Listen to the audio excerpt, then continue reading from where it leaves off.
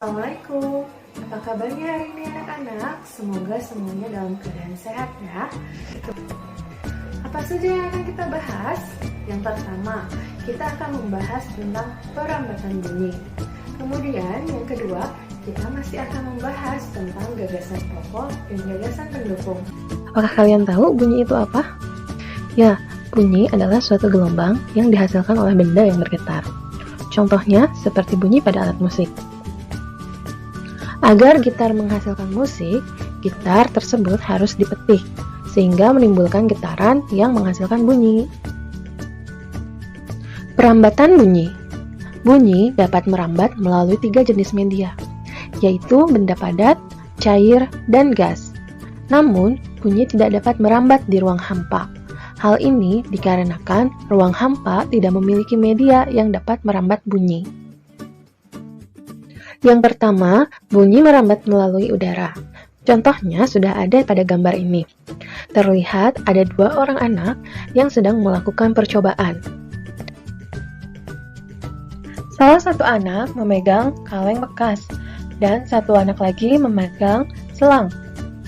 Anak yang memegang selang itu sedang berbicara kepada temannya melalui selang tersebut. Apakah yang terjadi? Ya, anak yang memegang kaleng dapat mendengar apa yang sedang dibicarakan oleh temannya.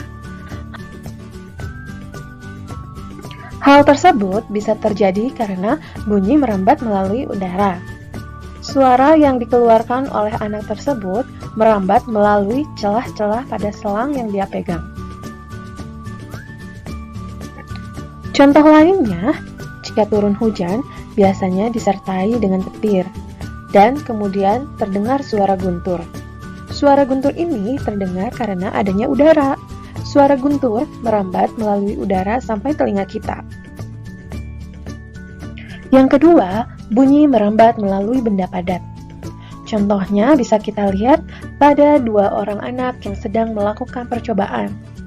Mereka sedang melakukan percobaan menggunakan 2 buah kaleng yang disambungkan melalui benang kasur. Suara tersebut merambat melalui benang kasur. Nah, benang kasur itu termasuk benda padat. Contoh lainnya, coba kalian tempelkan telingamu pada tiang atau tembok. Minta temanmu untuk mengetuk tiang atau tembok tersebut. Kamu akan mendengar bunyi ketukan temanmu. Hal ini karena bunyi merambat melalui benda padat. Yang ketiga, bunyi dapat merambat melalui benda cair. Contohnya bisa kita lihat pada gambar ya. Di sini ada seorang anak yang sedang melakukan percobaan.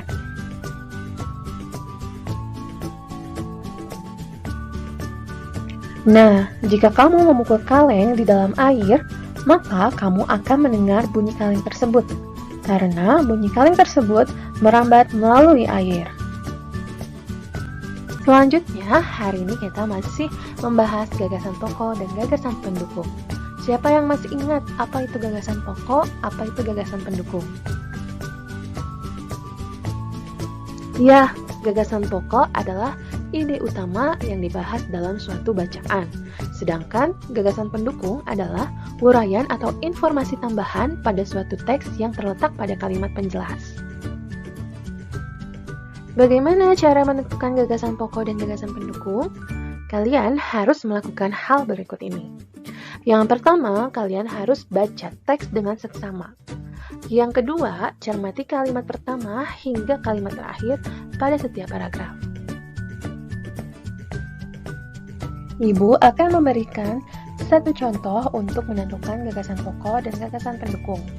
Di sini sudah ada teks yang berjudul Batik. Yuk kita baca.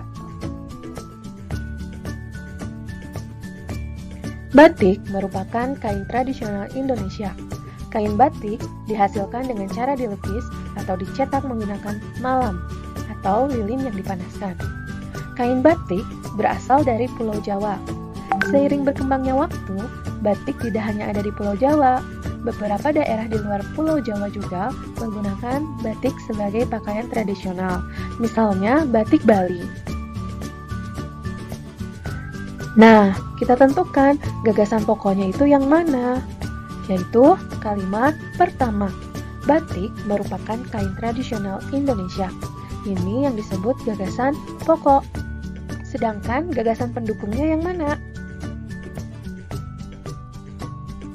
Nah, gagasan pendukungnya berarti kalimat selanjutnya, yaitu kain batik dihasilkan dengan cara dilukis atau dicetak menggunakan malam lilin yang dipanaskan.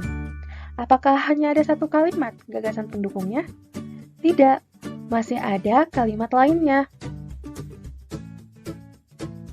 Nah, yang kedua gagasan pendukungnya yaitu kain batik berasal dari Pulau Jawa.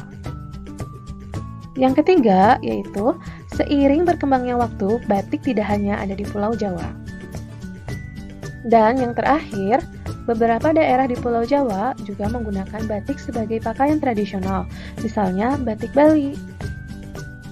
Sehingga, jumlah gagasan pendukung pada paragraf ini ada berapa? Ya, ada 4 kalimat. Kain batik dihasilkan dengan cara dilukis atau dicetak menggunakan malam, lilin yang dipanaskan. Kain batik berasal dari Pulau Jawa. Seiring berkembangnya waktu, batik tidak hanya ada di Pulau Jawa, beberapa daerah di luar Pulau Jawa juga menggunakan batik sebagai pakaian tradisional, misalnya batik Bali. Nah, ini adalah salah satu contoh untuk menentukan gagasan pokok dan gagasan pendukung. Selanjutnya, yuk kita latihan. Di sini sudah ada teks tentang siap menghadapi musim hujan. Pada teks ini terdapat 3 paragraf. Coba kalian tentukan mana gagasan pokok dan gagasan pendukung pada paragraf 1, 2, dan 3.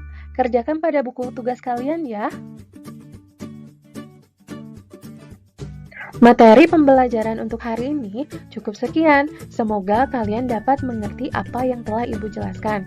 Terima kasih. Assalamualaikum.